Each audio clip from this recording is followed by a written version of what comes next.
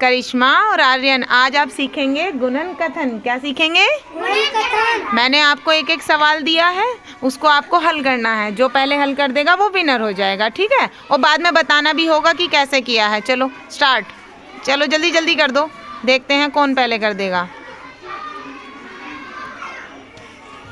करिश्मा ने किया तो है लेकिन गलत किया है, जल्दी सही कर दो करिश्मा। आर्यन ने कर दिया है। आर्यन बताइए, आर्यन 5 कितनी बार है? 3 बार। तो कैसे लिखोगे? 5 गुणा 3 बराबर 15। शाबाश, आर्यन के लिए क्लैपिंग करो। चलो अब करिश्मा कर रही है। गुड गुड, जल्दी जल्दी करो करिश्मा। गुड। 3 कितनी बार है करिश्मा?